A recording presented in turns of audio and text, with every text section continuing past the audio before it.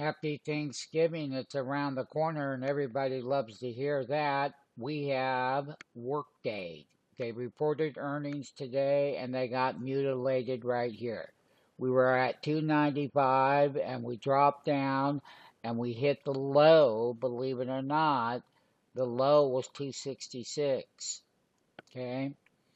So we had a huge drop and we're testing all of the daily moving averages. We have the 200 right here, we have the 150 right here, and then we have the 100. So we're looking at buying the dips on Workday. And the reason why we're working right now is to bring this opportunity straight to you. It's set up. Join the free trading room.